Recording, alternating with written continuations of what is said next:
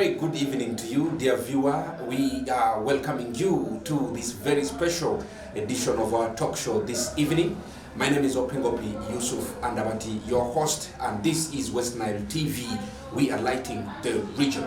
And as you know, today is International Youth Day, and International Youth Day has a theme that we are talking about this evening with the theme Youth Innovation for Transformation of Food System and also Sustainable Human Health. That is basically the theme for the National Youth Day celebration that we are having this day today. And in the studios, I have a guest with me that is a youth, and he is none other than Honorable Enatu Simon. He's the male youth councillor for Arua City. Gentlemen, you're most welcome to the studios of Westnile TV. Thank you very much, dear host. First of all, my name is Enatu Simon, as mentioned by our dear host. I am very glad to be in this studio of Westnile TV, and I'm glad to discuss with my dear audience. Okay, now, fast forward, we are looking at youth innovation for transformation and also food system and issues to do with sustainable human health. What do you make of this?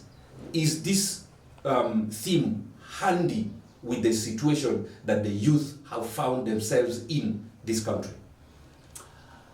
Honestly, I don't think, because if you see most of these youths, they are not innovative enough. Because most of them, when they normally go to school, when they come out like this from these institutions, they normally come raw. They come raw. Who is to blame for this? I think all of us are to be blamed, the government and the youth themselves, because government is not giving enough in terms of resources and other things, and the youths themselves, they are not also paying more attention to it. To education, you mean? Yes. Okay. So in a nutshell, you're trying to tell us that the education system is not good enough for the youth to attain the kind of education that is required in the world job market? Yes, because if you take some schools, most of these schools tend to be profit-oriented. They are not given enough as required from them. Okay. Yeah. Now, let's look at the aspect of agriculture. From this theme, you realize that there is the aspect of, food system, basically looking at agriculture. We do understand that Uganda, agriculture is the backbone of this economy. Used to be. I don't know if it is still the backbone of this country. The participation of the young people in agriculture, how would you rate it in the scale of 1 to 10? Honestly, let me speak specifically on Arua City, where I come from. Honestly, youths are not paying much attention to agriculture in my area of jurisdiction, because most youth tend agriculture to be something which is for elders. Okay. They don't pay much attention to it, and most times when you advise these young people to go for these activities of agriculture, they normally hesitate to go for other things other than agriculture. But my appeal to young people is agriculture is the best, actually. If you want to go back to the backbone, the backbone to sustain and what have you. Yes. Yeah. Okay. Now let's look at the aspect of the support from the government. How much support has the government given to the young people as far as the sector of agriculture is concerned? It has not been all that much, because if you see these programs of government, the normal comes, and if specifically this one of wealth creation has not been favoring young people, and because for that reason, most of these young people have not been benefiting in these government programs all that much, because these people of government tend to look young people as people who are lazy, who are not ready to do agriculture and what have you. But is it not true? Is it not true? It is not true. Because if you go to the communities right now, you realize that there are a number of young people who are seated by the roadside just lazing around. They are not sensitized enough. What level of sensitization are you talking about here? The leaders need to go to the community and sensitize these young people that they can do something better. But you're a leader yourself. That's what I'm trying to start. They sent you to represent them. That's what I'm trying to do in these 5 years. Okay. We are starting actually. We are designing the program, but we are starting implementing it. I think in September or August there. What program is that? We are starting to sensitize these young people on agricultural basis, whatever, and we have some people whom we can liaise with to give them the training. And we have already made the arrangement.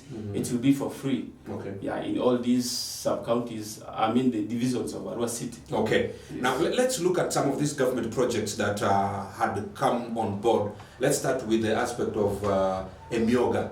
How much have the youth in your constituency and also in Arua City, from your perspective, you could look at Westnile at large, how much have they benefited from Emyoga, or are they yet to benefit? Honestly, I cannot anticipate it right now yet because the money have just come into the accounts and they are yet to access the funds of the Emyoga. Yeah. Okay. But I think from the whatever I only got one group or one circle that has already got their money. That is the youth of IVE West constituents have got their money. And they are sitting for a meeting tomorrow. I believe I might also be part of the meeting so that I see what is going to transpire there. Okay. All right. Now, what about the YLP? Looking at it, a number of questions were raised. The Youth Livelihood, fund that was this program that was rolled out for the young people specifically. How much have the young people benefited from YLP ever since it was rolled out? Let me say none, because this YLP is not even it is not supporting the youth because. But it's the names, the names that are in the names of the young people. They are not taking it seriously because. So is it the young people who are not taking it serious, or it's the top leadership of the city that is not taking it serious? It is both. It cuts across because, you see, first of all, for me, I don't buy this idea of YLP. Simply because, you see, if something is based on groups, it will not even do anything. It is not certain anything because your perspective will be different from mine. At the end of the day, when we combine together, chaos. Especially for young people. For young people it is hard. My appeal to government is if they can render this money to individuals so that this individual will be followed up to where he is, so that he will be able to pay the money and he will also be serious about the business he is going to do with the money. He will be careful about it because if you give this one to individuals, the chairperson will run, the secretary also want to get some shares and what have you. So this has been the case. I'm also anticipating the same to a Emyoga fund. Okay. This is what I'm. So in your view, is this day that we are talking about worth celebrating? The National Youth Day or the International Youth Day, is it worth celebrating? Should we celebrate this day as young people? Yeah, it is worthy to be celebrated when we have the ideas. Okay. What ideas are you? When we have the ideas about when we understand the day. The meaning of the day, when we understand it more, it is worthy celebrated. But when we don't understand it, I see it useless. Okay. Now, just to probably be able to wrap it up and to have this in-depth discussion still about the young people and the day that we are celebrating, this lockdown and the young people, what impact has it created on the young people as far as the day we are in is concerned? We are in the COVID-19 period. And it is a serious matter. Honestly, I'm sorry to say this COVID has disrupted everything, every program, and my young people are also in total mess and they have nothing to do. Because most of the work they used to do has been locked off and they are not doing anything. For that matter, they are really suffering. Okay. All right, thank you very much. Now, if you look at the statistics that was recently released, you realize that between 75 to 80% of the population in this country are for the young people. And of this, around 78%, if I'm right, if my statistics is right, to 80% of these same young people live below the poverty line. They are poor. They do not have anything to do. They have families that live hand to mouth. What would you say to the young people who are in such a situation? I'm appealing to the young people to really take whatever they are doing seriously. As long as whatever you do brings you food on table, you take it serious, so that at the end of the day, you move on with the world. If you don't take things that you do seriously, or if you want help from people or from government, you will not achieve anything. What you can do right now is do whatever you're doing, take it serious, do it maximally, and elevate yourself from that poverty where you're in. In that way, we are going to achieve whatever we want. But if we sit down and wait from government or from your parents or from another person, we are going to continue like this. Even it will come, it will even drop. So that is the only thing I can give to my young people out there. Please do whatever you are doing, take everything serious and embrace the work you are doing. Okay. All right, thank you very much. Now, just the last one. I want to ask you some just trivial questions. You choose one between the two. As a young person, would you rather go for a tertiary education or the other side of education? University? Yes. Would you rather go for technical or the other side? I'd rather go for technical, because if you're a technical person, it's a bit easy for you to provide food for yourself.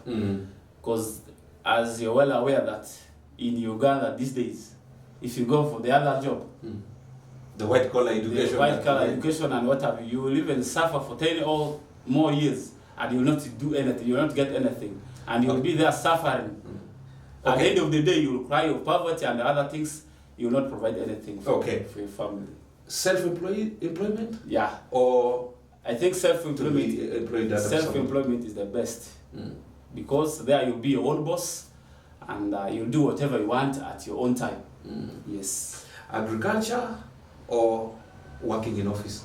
Agriculture is the best, since it's the backbone of our country. Yes. Okay. All right. Thank you very much. Look into the camera, and I want you to say your last word to the young people who are viewing you at this very point in time. Okay, thank you very much, my dear host.